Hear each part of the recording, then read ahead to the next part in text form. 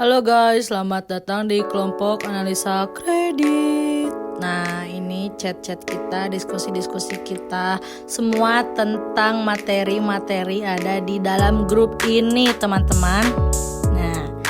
Nah, day one kita ke Bank BNI. Tapi sayangnya kita nice try. Nah, ini diskusi lagi nih guys. Entah apalah itu pokoknya. Nah itu kita nice try lagi sayangnya, tapi kita cuma dapat fotonya aja. Nah day 3-nya kita ke Bank BNI lagi. Kita coba-coba nih lihat video-video depan Alfamart ke banknya. Nah ini kita kita masuk nih sekeliling Bank BNI-nya nih guys. Tuh ada teller, CS dan lain-lain. Capek.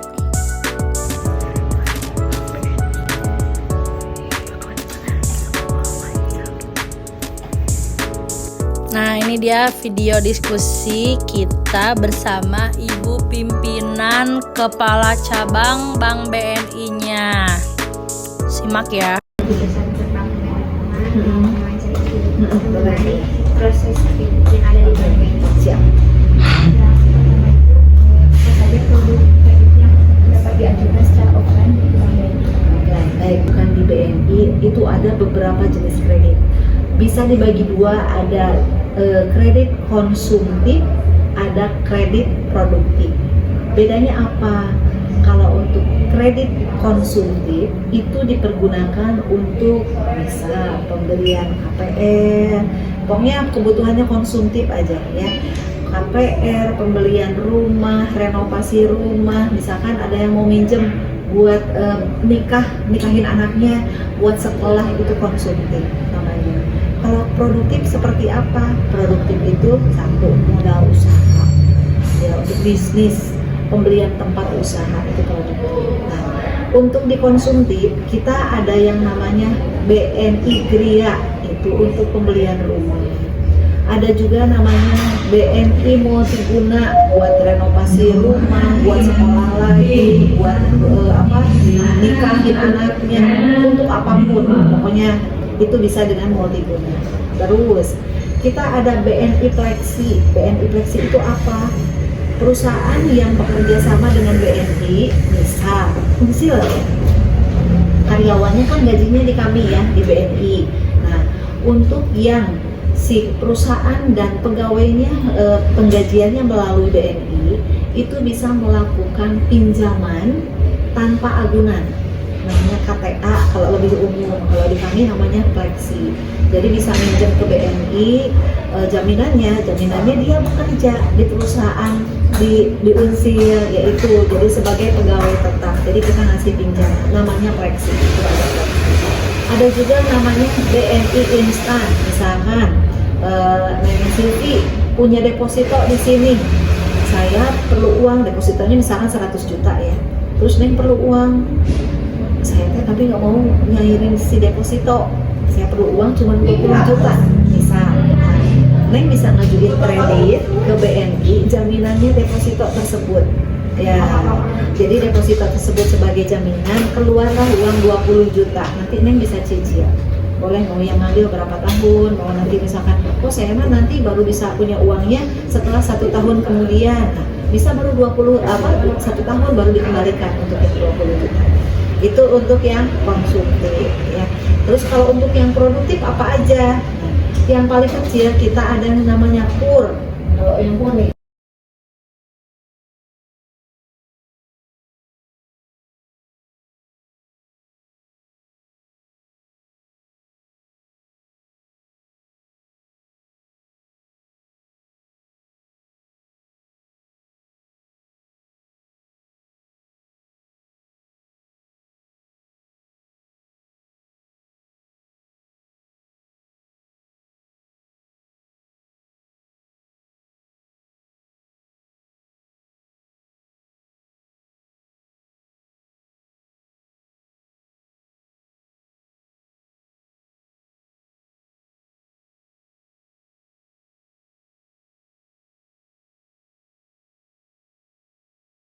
10 juta misalkan. Sambil ini ya Neng ya, jangan lupa ya. Misalkan 10 juta, Neng baru pakai misalkan cuma 2 juta. Jadi yang dibungain hanya itu aja yang sudah dipakai sama kita. Jadi sesuai sama Sesuai dengan gitu, sesuai yang dipakai di nominal tersebut.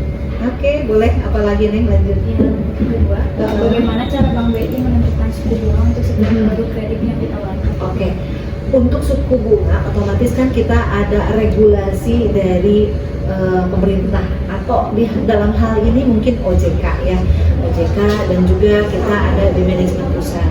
Penentuan bunga itu kan memang sudah diatur, termasuk kita LPS diatur OJK sekian. Jadi kita nggak boleh lebih dari yang sudah ditetapkan oleh OJK, nggak boleh kurang dari tersebut. Nah, untuk penghitungan bunga yang harus ditetapkan itu di berapa? Itu ada kajian khusus di top manajemen di pusat ya. Jadi kalau bunga untuk kredit untuk yang KUR misalkan, KUR maka yang udah ditetapkan semua bank sama itu di 6%. Tapi kalau untuk yang BWU itu ada angka 11,5 itu dikaji oleh divisi khusus yang ada di pusat. Jadi manajemen pusat itu nanti nge-share ke kita bunga yang sekarang bisa diajukan sekian. Apalagi kalau KPR itu sering ada promo. Jadi kalau misalkan pembelian rumah yang menentukan itu di pusat, kita ada divisi khusus yang menentukan itu, ya dikaji khusus gitu. Jadi nggak sembarang menentukan bunga gitu ya. Apalagi sekarang kita ada program KPR khusus untuk para dokter, bunganya hanya 2,78%, startnya dari itu. Oke, boleh bisa lanjut lagi. Apa saja informasi yang diperlukan dalam memenuhi pengajuan proses kredit di Bank BRI? Untuk pembelian rumah kita ada beberapa tier, namanya tier. Jadi beberapa bunga ya. Mau suku bunga yang mana? Ada yang setiap tahun yang sama. Jadi bunganya itu misalkan 6% sampai dengan nanti jatuh tempo. Ada juga yang berjenjang. Kalau yang berjenjang mulainya misalkan di 4,25. 2 tahun pertama 4,25, tapi tahun ketiga naik di 5% berjenjang sampai bunga floatingnya itu atau bunga floating itu bunga yang bunga pasar. Jadi yang beredar di seluruh perbankan bunganya seperti itu di bunga maksimalnya seperti itu. Boleh. Tadi apa saja Informasi yang diperlukan dalam memenuhi pengajuan proses kredit? Nah ini termasuk persyaratan kan? Ya, yang diperlukan apa aja? KTP suami istri, NPWP, ya. Terus ada juga surat kekurangan usaha, atau misalkan ada yang kalau sudah usahanya udah gede ya, NIB itu secara online. Jadi minta izin usaha itu lewat online, namanya NIB. Jadi nanti yang diperlukan untuk administrasinya ya, untuk data-data ininya KTP suami istri, NPWP, kartu keluarga, surat nikah. Terus kalau untuk dari segi penghasilannya kita perlu rekening koran. Jadi kalau misalkan nanti Neng Silpi mau ngajuin ini, nanti kan kita harus tahu Neng Silpi teh omset setiap bulan dari warungnya berapa. Nanti kan kita bisa hitung dari rekening koran. Misalkan Neng pakai tabungan di BRI misalkan ya. Nanti Neng cetak 1 tahun ke belakang, nanti kita buat analisa. Jadi kita yang bantu rekap. Jadi nanti bisa tahu, omset Neng Silpi teh sebulannya segini setelah kita rata-rata. Nah, selain kan tidak semua orang punya rekening koran ya, ada juga saya mah jadul nggak pakai rekening koran, boleh. Jadi misalkan di warungnya itu ada yang suka ditulis ya, atau misalkan udah computerized ya, jadi nanti kan bisa ditarik ya di datanya bahwa hari ini ada penjualan. Kan suka ada yang ditulis jam segini ada yang beli rokok, jam segini ada yang beli ini kayak gitu. Atau kalau nggak dari situ kita minta bon-bonan, bon pembelian dan bon penjualan. Misal si warung tersebut belinya ke toko mana, nah si bonnya ada nggak, nah itu bisa jadi patokan juga. Jadi itu bisa nanti menganalisa si omset si calon debitur itu berapa per bulan. Kita harus tahu sampai ke situ. Yang selanjutnya, karena kita memang KUR-nya itu ada jaminan, jadi kita memerlukan sertifikat ya, sertifikat sesuai dengan nama yang mengajukan. Tapi Tapi kalau untuk book itu bisa atas nama orang lain. Misalkan yang CLT mau ngaju, tapi sertifikatnya atas nama mama bisa, ya. Jadi bisa atas nama orang lain, tapi harus satu garis keturunan. Satu garis keturunan itu seperti apa? Misalkan bisa nama ayah, bisa nama ibu, bisa nama adik, bisa nama kakak. Gitu. Tapi kalau nama bibi, aki itu udah nggak bisa, ya. Jadi satu garis keturunan, kayak gitu. Jadi kalau untuk jaminan yang nanti dilampirkan sertifikatnya, termasuk PBB, suka ada ya pembayaran rumah dulunya pajak. Jadi untuk proses kredit yang Silvi datang, yang bisa datang ke BNI, Bu saya pengen ngajuin kur contohnya ya. Nah, pertama yang kita perlukan data. Jadi prosesnya itu ada 3 tahap. Pertama, BI checking terlebih dahulu. BI checking itu apa? Setiap yang pengaju kredit itu nanti dicek nama, NPWP, dia pernah nunggak di bank lain atau belum, pernah mengajukan kredit di bank lain atau belum, itu kelihatan ya. Kalau untuk yang bagus itu collectibility-nya 0 atau 1, itu bagus, artinya dia tidak pernah ada tunggakan, artinya dia pembayaran di bank sebelumnya, kredit sebelumnya lancar, jadi harus collectibility lancar. Kalau yang jelek, collectibility 2, jadi dia misalkan harusnya bayar Oktober misalkan ya, tapi sama dia dibayar itu November ya, jadi kan dia telat 1 bulan kan, itu masuknya call 2, itu udah nggak bisa kita proses. Itu yang pertama ya. Jadi yang pertama mengajukan itu kita checking BI terlebih dahulu. Kalau collectibility-nya lancar, kita lanjut ke tahap berikutnya. Tapi kalau collectibility-nya jelek, kita langsung tolak di saat pertama kali ya. Kalau untuk proses checking BI, misalkan yang bisa ngasih KTP sama NPWP, jadi proses checking BI itu kita perlu datanya KTP, suami istri sama NPWP ya. Kita proses checking BI itu maksimalnya 2 hari untuk proses checking BI.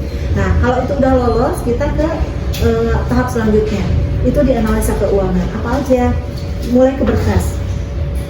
Jadi kalau misalkan nanti pada saat checking BI oke, Bu boleh Ibu aman checking BI-nya, boleh Ibu lanjut ngumpulin berkas maunya dikumpulin, termasuk rekening koran, baru kita buatin analisa yang tadi saya sampaikan ya.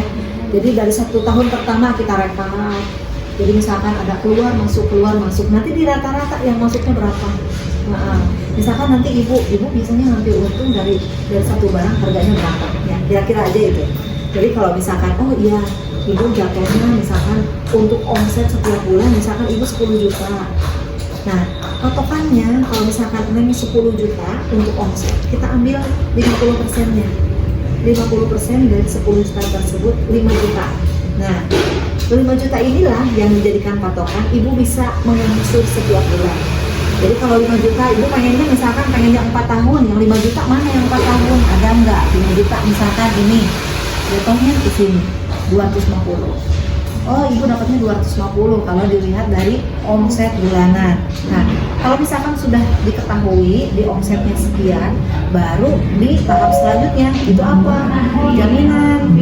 Nah, pada saat kita harus survei ya. Pada saat menganalisa keuangan ini, kita survei pertama. Survei pertamanya itu lihat oh benar nggak ada usahanya, benar nggak omsetnya segini. Jadi kita betul-betul harus ada dokumentasinya ya pada saat kita kunjungan ya. 1, kunjungan ke tempat usaha atau ke warungnya, keduanya ke jaminan rumah yang dijadikan jaminan. Nah sekarang tadi yang analisa kedua untuk melihat angsuran sudah kan ya, baru yang ketiga, tahap ketiga itu melihat jaminannya kan tadi sudah keluar nih 250 juta ya angka tersebut ya kalau dilihat dari omset bulanan. Nah sekarang kita lihat nilai si rumahnya ini bener nggak harganya 250 juta, karena harus seimbang dengan nominal plafon yang diberikan. Misal kalau misalkan si rumahnya ditaksir, nanti kan kita ada minta surat taksiran harga tanah dan bangunan dari kelurahan, kita patokan dari situ. Setelah kita hitung, oh ternyata dari kelurahan si rumahnya ini harganya 300 juta, jadi mengkaparkan. Nah tapi kalau misalkan dari kelurahan rumahnya cuma 150 juta, itu nggak bisa, jadi turun ke sini. Kalau yang 150 juta berarti di 150, jadi dapatnya bisa yang ini, bisa yang 3 tahun gitu. Jadi hitungnya kayak gitu. Paham ya? Iya, betul, sesuai pelapor. Tapi kan kalau yang mengajukan bebas, dia bisa ini berapa aja ya. Saya pengen 500 juta, boleh nggak apa-apa, nanti kita bantu itu. Tapi otomatis nominal yang kita bisa berikan itu sesuai setelah kita melakukan analisa dan kunjungan gitu. Paham ya? Oke, apalagi? Selanjutnya, bagaimana Bank BRI melakukan penilaian terhadap proses kredit yang diajukan? Oke. Penilaiannya itu ini banget ya. Kita filternya banyak, apalagi untuk KUR. KUR itu ada namanya BNI MUP. Sebelum kita proses lebih lanjut untuk AGCAD, kita memang harus difilter dulu. Jadi si datanya, Neng Silvi misalkan mengajukan, di-input dulu. Kadang ada yang lolos, kadang ada yang enggak. Nah, itu memang betul-betul ada filternya ya. Jadi filter yang pertama di BI checking kan itu udah di filter ya. Yang kedua, dengan kita melakukan kunjungan itu juga filter kan ya, jadi artinya kita tahu bahwa si usahanya tersebut nggak bodong ya, jadi nggak asal-asalan. Jadi memang harus, karena banyak sekali yang mengajukan kredit atas nama siapa, usahanya atas nama siapa. Misalnya mengajukan kredit karena butuh uang, pinjemlah usahanya, usaha Renisa. Nah itu kita harus meminimalisir hal tersebut. Jadi otomatis filter kita ada ya, karena kita tidak mau ada resiko di kemudian hari bahwa si pinjamannya tidak berjalan karena salah pada saat menganalisa kredit. Jadi memang itu sudah pagarnya udah ada gitu. Apalagi banyak sekali yang kayak gini mengajukan kredit, terus dia kayak sekarang banyak ya yang nyoba bikin rekening koran, tapi di bank sebelah, di bank itunya tidak segitu itu uangnya. Banyak yang kayak legal. Jadi pada saat kita, benernya sih itu uangnya segini, kadang kayak gini, PT aja kan kalau semua perbankan kita banyak yang kenal ya. Misalkan Neng rekening korannya di BRI, kita terima nih dari Neng, oh iya duitnya ada 400 juta misalkan. Kita coba cross check juga.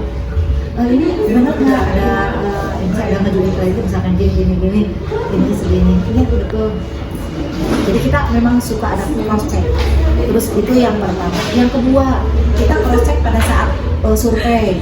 Kalau misalkan kita survei ke tempat usaha, kita nggak hanya ke rumah Neng aja, ke tempat usaha Neng aja. Kita suka tanya ke kiri kanan, Bu, ini benar rumahnya Bu Silvi ya? Iya betul, misalkan. Udah berjalan berapa lama nih usahanya? Jadi kita wawancara tidak hanya ke Neng Silvi aja, tapi ke tetangga juga. Jadi yang kita ya cross check lah, bener nggak? Takutnya kan suka ada yang misalkan konveksi ujung-ujung datang barang semalam gitu karena mau ada survei dari bank gitu ya. Nah kadang suka ada kayak gitu. Jadi betul-betul harus nanya kanan kiri kayak gitu supaya aman bahwa untuk usaha tersebut betul adanya. Jelas? Ya foto after wawancara. Nah ini waktu kita kerja kelompok PJBL-nya. Tuh kan ada Mamat, Agil, Elsa, Ipi, dan tentunya saya. Lihat tuh mereka sedang mengerjakan dengan sungguh-sungguh ya. Lihat. Nah kita masih kerja, diskusi dan diskusi lagi. Oke guys, thank you for watching. Bye.